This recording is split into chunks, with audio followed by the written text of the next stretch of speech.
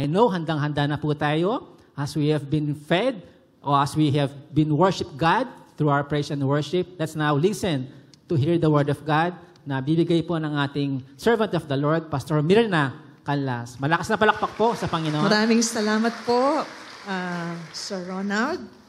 Alam po ninyo, si Brother Ronald ay isa po siyang banker kasama ng kanyang asawa.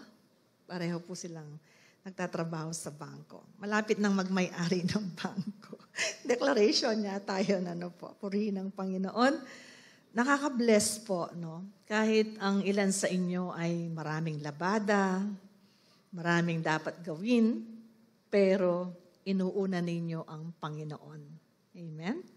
Ang ilan sa inyo ay mga professional, ang ilan ay doktor, abogado, inhenyero, at marami po kayong, hindi naman po kayong mga tambay, pero alam po ninyo ang inyong priority. Amen? Palakpakan natin ang ating Panginoon dahil ang Diyos ang kumilos sa ating mga puso upang siya ay sambahin at parangalan sa umagang ito. Praise God, nagtagumpay ang Panginoon sa ating mga buhay. Kasi pagising mo sa umaga, ang dami pong mga choices na pwede nating pagpilian. Pwedeng magbabad na lang sa higaan, pwedeng maglaba agad, o kung ano man pong negosyo na dapat nating kaharapin. Pero dahil nandito po kayo, nagtagumpay ang banal na Espiritu Santo sa ating mga buhay upang parangalan si Jesus sa buhay na pinagkatiwala niya sa bawat isa sa atin. Tayo po muna ay manalangin bago natin pakinggan ang salita ng Diyos. Patuloy nating isalig ang puso natin sa Panginoon. Itodo po natin ang ating buhay sa atin pong pagsamba at paglilingkod sa umagang ito. Na ang Diyos ay patuloy pong kikilos. Ama, patuloy po kaming nagpapakumbaba sa inyong harapan. Nagpapasalamat ang bawat isa sa amin sa inyo pong katunayan at katapatan sa aming mga buhay. Hindi mo po kami iniiwan ni pinababayaan man. Lagi ka pong tapat sa iyong mga pangako that you will never leave us nor forsake us. Pinagpala na po ang araw na ito sapagkat kasama namin ang iyong banal na presensya. Be glorified and be exalted, O God, as we continue to dwell in your holy presence. This is our prayer, full of gratitude and thanksgiving. In the mighty name of Jesus, amen. Amen. Another mighty clap offering for the Lord. He is worthy to receive all the glory, the honor, and praise. Pakisabi sa katabi natin, I'm blessed you're here. Ayan. Ayan. Ako'y napagpala dahil nandito ka sa umagang ito. At sabihin mo sa kanya, humanda ka, lalo kang pagpapalain ng Diyos. Amen? Ang akin pong topic is about the unshakable love of God. Ang pag-ibig ng Diyos na hindi natitinag.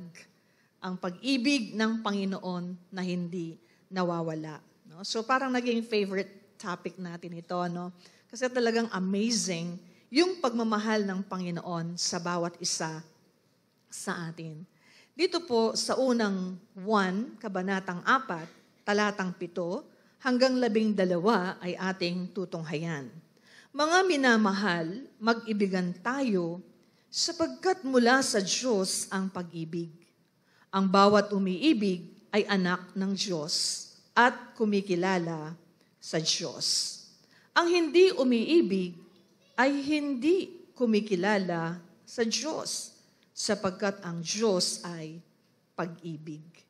Inihayag ng Diyos ang kanyang pag-ibig sa atin nang isugo niya sa mundo ang kanyang kaisa-isang anak upang magkaroon tayo ng buhay sa pamamagitan niya. Ito ang pag-ibig, hindi sa inibig natin ang Diyos, kundi tayo ang inibig niya At sinugo niya ang kanyang anak upang maging handog para mapatawad ang ating mga kasalanan.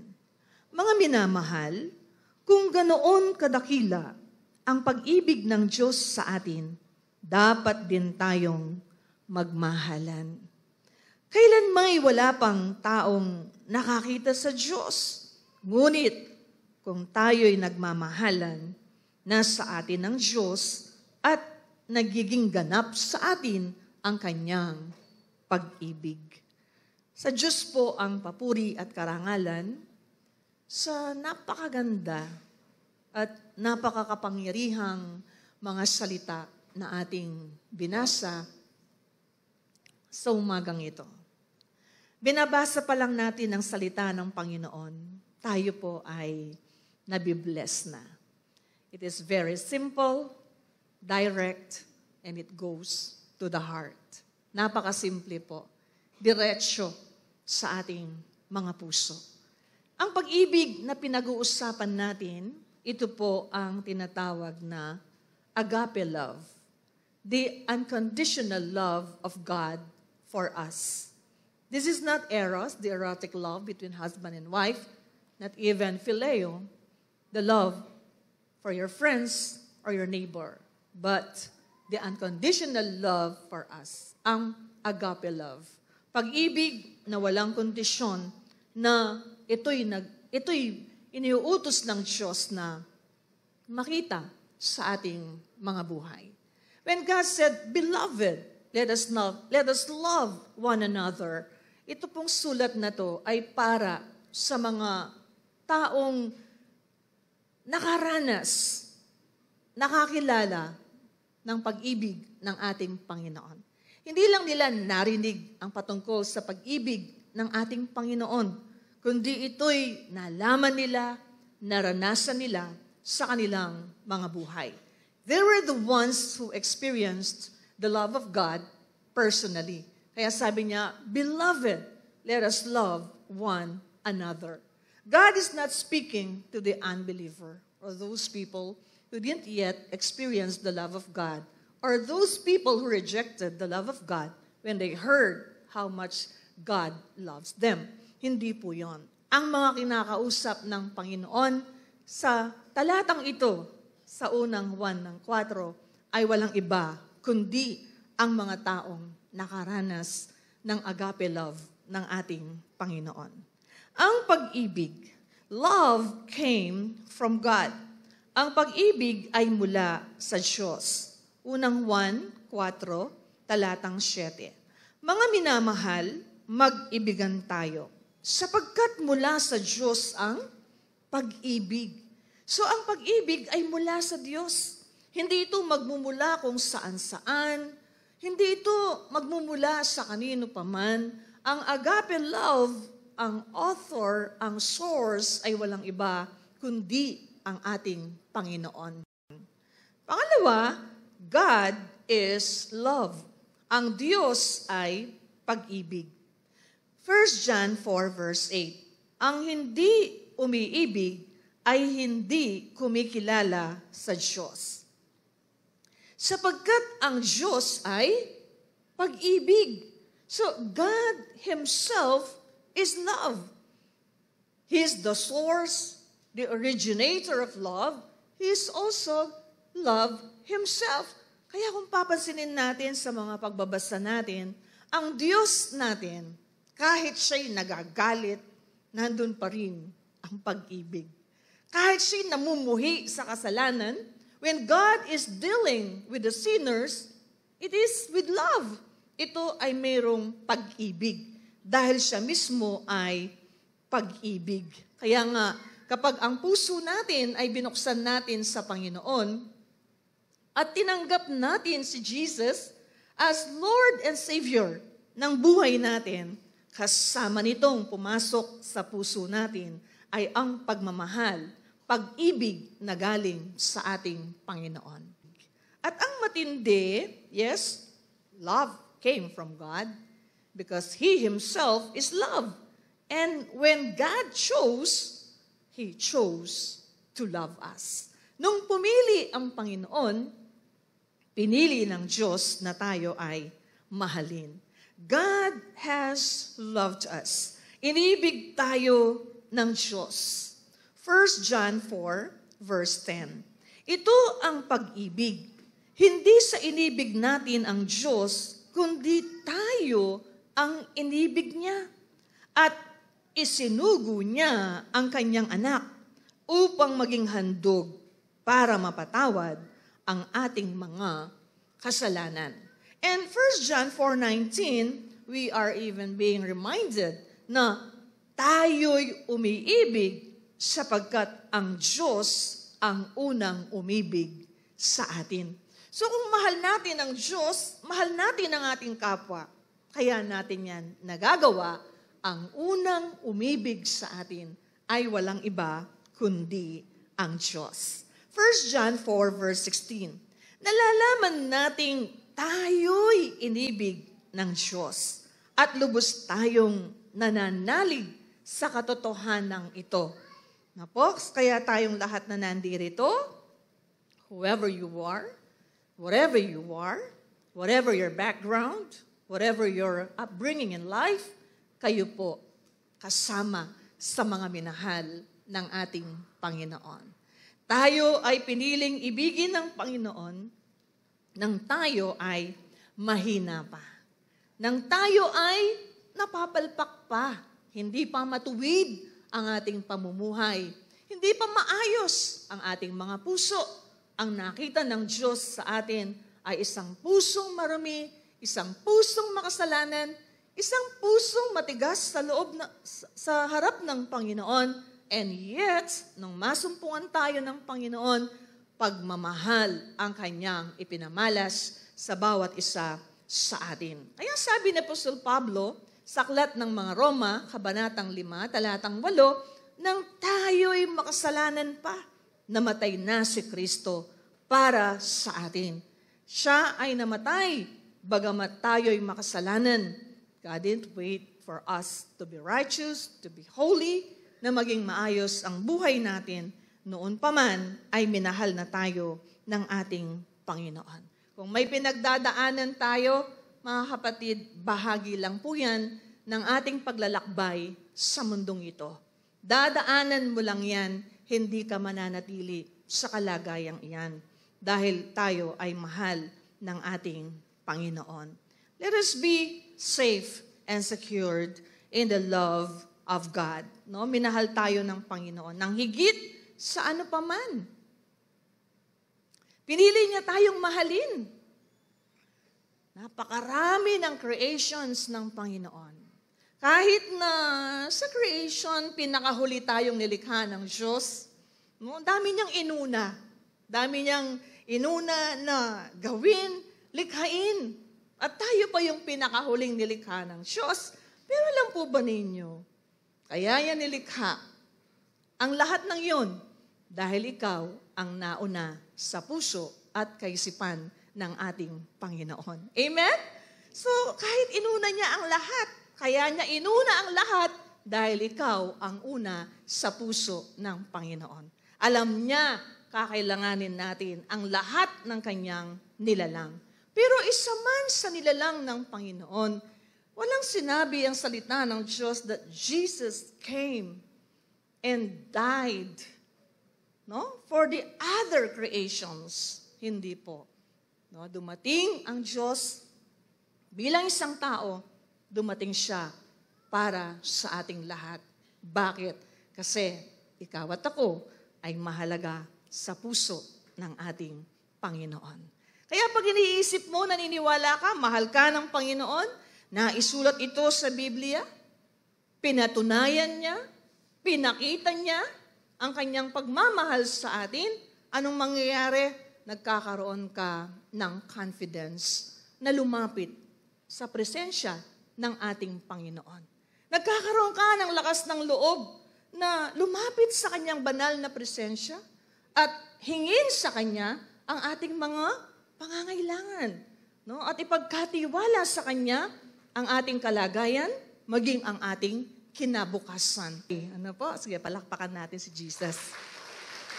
Purihin ang ating Panginoon. Napakabuti po. ng ating Diyos. No? Tingnan natin ang mga katangian, no? The characteristics of God's unshakable love. Tingnan natin, God's love is giving. Ang pag-ibig ng Diyos ay nagbibigay. 1 John chapter 4, verse 9 and 10, and 1 John chapter 3, verse 16.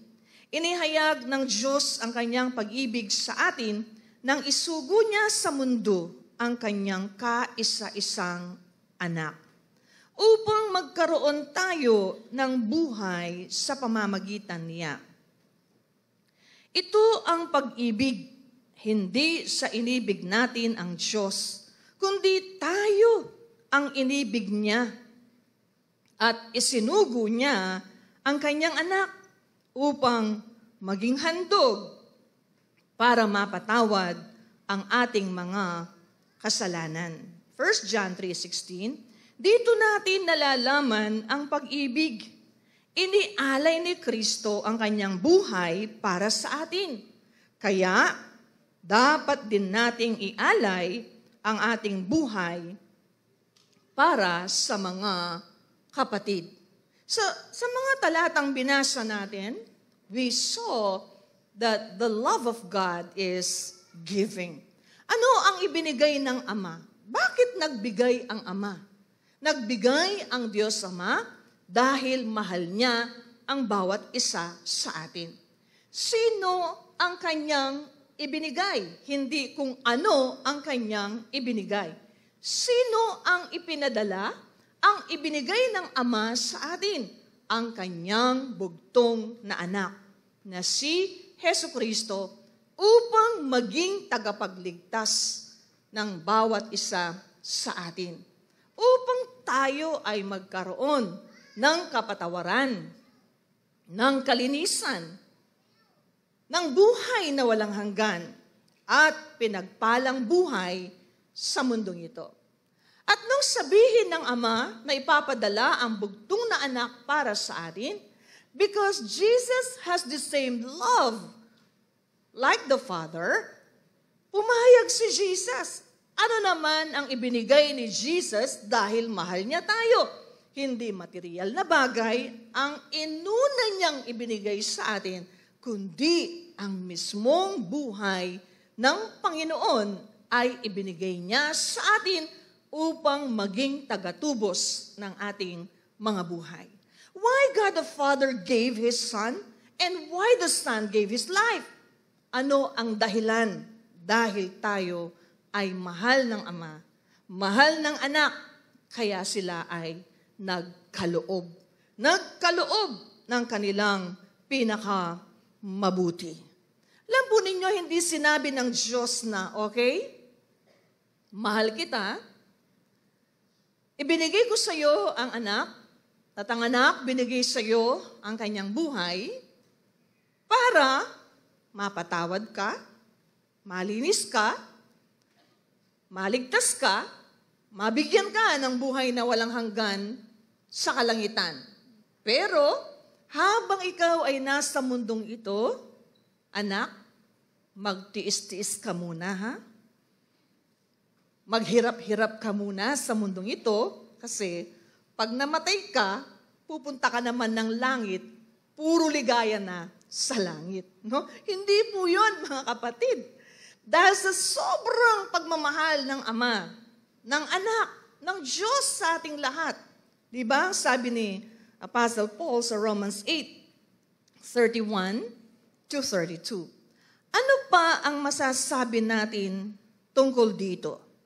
Kung ang Diyos ay panig sa atin, sino ang makakalaban sa atin? Kung ang sarili niyang anak ay hindi niya ipinagkait, sa halip ay ibinigay para sa ating lahat, hindi kaya niya ibibigay ng masagana sa atin ang lahat ng bagay? So, it is also the intention of God the Father, of our God, to bless us while we are living here on earth, while waiting for our redemption. Nais ng Diyos na tayo ay kanyang mapagpala ng kasaganaan sa lahat ng bagay.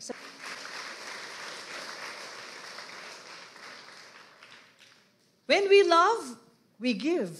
Pag nagmamahal tayo, tayo'y nagkakaloob, tayo'y nagbibigay. Sabi ng isang quotation, hindi ko man po nalaman kung sino ang author ng quotation na to, pero biblical siya. No po? You can give without love, but you cannot love without giving. Pwede kang magbigay ng buhay mo, ng lakas, ng talento, ng pera, ng kung ano-ano, pero wala ka namang pag-ibig. Kaya kung minsan ang pagbibigay ay sapilitan, may pagrereklamo, may pangungwenta, may panghihinayang dahil ang pagkakaloob ay walang pag-ibig. Pero hindi ka pwedeng magmahal ng walang ibinibigay. Kaya sa atin po, kapag tayo nagbigay, make it sure, nagbibigay tayo dahil nagmamahal tayo. Ano bang binibigay natin? Tayo mga magulang, nagbibigay tayo ng magandang buhay sa ating mga anak. Bakit natin ginagawa yon? Hindi lang yon obligasyon, kundi mahal natin ang ating mga anak. Tayong mga asawa, nagbibigay tayo ng oras sa asawa natin kasi mahal natin ang ating asawa. Inaalagaan natin yung ating relasyon na ito'y lalo pang maging maganda, maayos, at maging malalim ang pagmamahalan sa isa't isa para sa karangalan ng ating Panginoon. And God's love is sacrificing. Pag-ibig ng Diyos ay nagsakripisyo. 1 John 4, verse 9 and 10. Inihayag ng Diyos ang kanyang pag-ibig sa atin nang isugo niya sa mundo ang kanyang kaisa-isang anak upang magkaroon tayo ng buhay sa pamamagitan niya.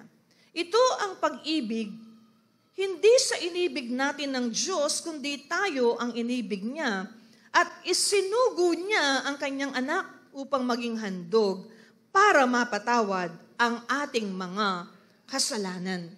Why we concluded that God's love is sacrificing? Di ba nang magbigay ang Ama, nag-iisa lang ang anak niya? Hindi naman 2, 3, 4 o 10. His only begotten Son. Nag-iisa, willing niyang ibigay para sa ating kapakanan. Di ba sa atin ang tendency, pag may humihingi ng tulong, ang sasabihin natin, pasensya ka na. Hindi ko na mabibigay sa iyo to sakto lang sa akin to Pasensya ka na, last na lang ito. Hindi ko na pwedeng pantulong ito. Last na lang ito. Kaunti na lang ito. Ito na lang ang natitira. Pero alam po ninyo, ang God the Father, He has only one begotten Son. And yet, ito'y ipinadala niya. Ibinigay niya sa bawat isa sa atin. And when Jesus was informed by the Father to go here on earth, kailangan niyang iwan ang lahat. Kailangan niyang mamatay para sa lahat. Hindi po siya tumanggi. By all means, tinanggap at ginawa ng ating Panginoon. Hindi lang simple ang kamatayan na kanyang mararanasan. Napakasaklap, napakahirap, napakasakit, bagamat wala naman siyang kasalanan. But He was very much willing to do it for mankind. Nagsakripisyo ang ating Panginoon. Minura-mura, tinuya-tuya, pinagsabihan ng kung anong-anong masasama, pinagsugalan ang kanyang damit, inulus sa tagiliran, ipinako na parang isang kriminal. Ang Diyos ng mga Diyos, ang Hari ng mga hari, ang lumikha ng langit at lupa, ang Panginoon ng mga Panginoon, nakaranas ng pambabastos, ng lahat ng kahihiyan, isinakripisyo niya ang lahat para sa atin, upang tayo ay kanyang tubusin, matulungan, mailigtas sa tiyak na kapahamakan.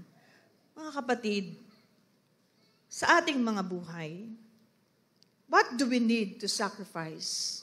Ano yung dapat nating isakripisyo para lalong gumanda ang relasyon natin sa Panginoon? Ano yung dapat nating i-let go para magkaroon ng impact sa buhay natin? Alam niyo po, ang sakripisyo ng ating Panginoon, matindi ang naidulot nito sa ating mga buhay. Ang buong sanlibutan ay hindi na mapapahamak.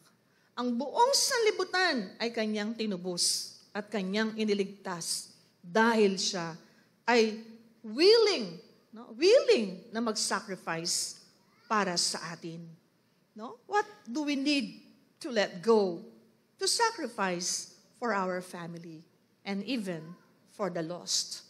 Kayo po na nagsasacrifice sa oras na ito, you're doing the same thing. No? Yung bang hindi mo man mahigitan o tapatan yung sakripisyo ni Jesus, no? Para sa atin.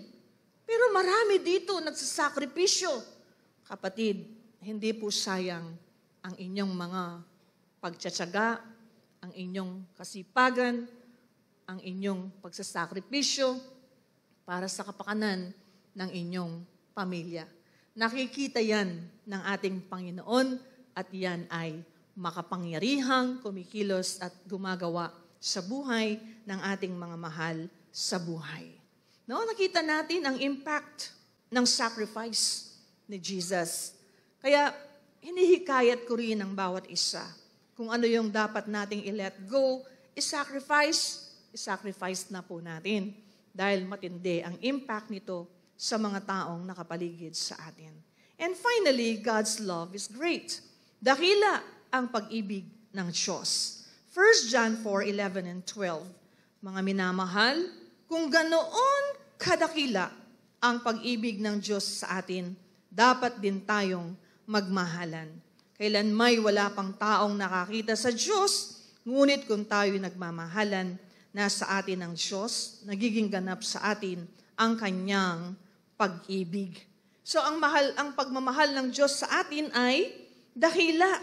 Kaya ang sabi ng Apostol Pablo, walang sinuman, walang anuman ang makakapaghiwalay sa atin sa pag-ibig ng ating Panginoon. Sino ang hahatol upang sila'y parusahan? Si Kristo Jesus ba na namatay? Ngunit higit sa lahat ay muling binuhay? At ngayon ay nasa kanan ng Diyos upang mamagitan para sa atin? Sino ang makakapaghiwalay sa atin sa pag-ibig ni Kristo? Ang kaguluhan kaya? Ang kapighatian? Ang pag-uusig? Pagkagutom? Kahirapan? Panganib? O kamatayan? And then, sabi ng Apostol Pablo, dahil siya nasa misyon, sa tinding pagmamahal sa mga tao at sa Panginoon, dahil sa inyo'y buong araw kaming pinapatay. Turing nila sa amin ay mga tupang kakatayin lamang. Hindi sa lahat ng mga ito, tayo'y lalong higit pang magtatagumpay sa pamamagitan niya na nagmamahal sa atin. Sapagkat natitiyak kong walang makakapaghiwalay sa atin sa kanyang pag-ibig. Kahit ang kamatayan o ang buhay, ang mga anghel, ang mga pamunuan at mga kapangyarihan, ang kasalukuyan o ang hinaharap, ang kataasan o ang kalaliman, o alinmang nilalang ay hindi makakapaghiwalay sa atin sa pag-ibig ng Diyos na ipinagkaloob sa atin sa pamamagitan ni Kristo Jesus na ating Panginoon. Yan po'y dakilang pag-ibig ng Diyos sa atin. Hindi naman tayo iniiwan at hinihiwalayan ng ating Panginoon. At tayo rin po, hindi tayo mahihiwalay ng anuman sa mundong ito sa pag-ibig ng ating Panginoon. Nalaman natin ang mga katotohanan ito. Ano ngayon ang dapat nating gawin? Hindi ko binigyan ng diin sa mga major points po natin. Love God above all. Mahalin natin ng Diyos ng higit sa lahat. Let us love like God. Magmahal tayong katulad ng ating Panginoon. Kung paano tayo minahal, tinanggap, pinalalayan, pinagpapasensyahan, tinutulungan at pinapatawad sa ating mga kahinaan. Next to God is our family, then our brethren, and even the lost. Anong gagawin natin? Love one another. Support one another. Help one another. Protect one another. And nurture our relationship. Guard our relationship with God and our relationship with our fellow men. No? Honor God with our relationship. Kasi doon po natin ipinapairal ang pag-ibig na nagmumula sa ating Panginoon. God's unshakable love, it is giving, it is sacrificing, and it is great. And to give more emphasis sa ating conclusion, mga minamahal, mag-ibigan tayo sapagkat mula sa Diyos ang pag-ibig. Ang bawat umiibig ay anak ng Diyos at kumikilala sa Diyos. Ang hindi umiibig ay hindi kumikilala sa Diyos sapagkat ang Diyos ay pag-ibig. Inihayag ng Diyos ang kanyang pag-ibig sa atin at isinugo niya sa mundo ang kanyang kaisa-isang anak upang magkaroon tayo ng buhay sa pamamagitan niya. Ito ang pag-ibig. Hindi sa inibig natin ng Diyos, kundi tayo ang inibig niya at isinugo niya ang kanyang anak upang maging handog para mapatawad ang ating mga kasalanan. Tayo po'y manalangin. Let us close our eyes and bow our heads.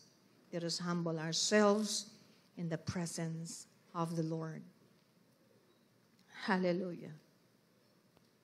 Kung iniisip mo, hindi ka mahal ni God, kapatid, malinaw ang salita ng Diyos. Mahal ka ng Panginoon. When you think that nobody's love you, nandito ang Diyos. Mahal ka niya. Whatever your situation and your condition right now, it is not fair to conclude that God doesn't love you anymore. God loves you so much. If you want to surrender something in the presence of the Lord, just raise up your hand in the presence of God, and we will pray together this morning as we humble ourselves in the sight of God, admitting before the Lord whatever shortcomings that we have in this life. Sige po, isuko natin sa Panginoon. And let us stand up in the presence of the Lord. Tumayo tayo sa Kanyang presensya at buong-buo nating isuko sa Panginoon ang ating puso, ang ating buhay. Ikaw na di pa tumatanggap sa Panginoon, tanggapin mo po siya sa umagang ito. Tulungan natin sila sa panalangin bago tayo sama-samang manalangin sa umagang ito. Panginoong Jesus, linisin mo po ang aking puso. Patawarin mo po ako sa aking mga kasalanan. Maghari ka sa puso ko. Tinatanggap kita bilang Lord and Savior ng aking buhay. Ikaw na pong manguna, maghari at gumabay sa buhay ko. Salamat po sa pangalan ni Jesus. Amen. Sige po, kausapin mo ang Panginoon. Continue to commune with God this morning. At sabihin natin sa Panginoon, Lord, dito po ako nagkulang. Dito po ako nagkamali. Patawarin mo po ako. Oh God, sige po, naririnig ni Lord ang prayer po natin. Nakita natin ang ating situation, ang ating condition, sa anumang area na dapat po ay mapaglaanan natin ng pagmamahal na kagaya ng pagmamahal ni Jesus. Ama, salamat po sa kapatawaran. Salamat sa paglilinis mo sa aming mga puso, sa aming buong pagkatao. Salamat sa banal na dugo ng Panginoong Kristo na siyang humuhugas sa aming mga karumihan. sa aming mga pagkukulang. Patuloy mo pong punuin ng pag-ibig, ng pagmamahal, kagaya ng pag-ibig po ninyo, ang aming mga puso. At ito ay maramdaman po ninyo. Makita po ninyo sa aming pakikitungo sa inyo, sa aming pakikipagkapwa, sa aming pakikipag-usap sa ibang tao. Maghari po kayo sa aming mga buhay. Patuloy naming may pamalas ang kagaya ng pag-ibig na pinapamalas mo po sa amin. Maibahagi namin ang pag-ibig ng aming Panginoon na nagdudulot ng pagbabago, nagdudulot ng pagpapala sa aming mga buhay. Salamat po, hahayo kami, punong-puno ng kapayapaan, punong-puno ng kagalakan, at punong-puno ng pag-asa ang aming mga puso. Salamat po aming Ama, sa iyo po lahat ng karangalan at kaluwalhatian. Sa pangalan ng aming Panginoong Yesus, ito po ang aming panalangin. Ang lahat ay magsabi ng Amen! Give the Lord a mighty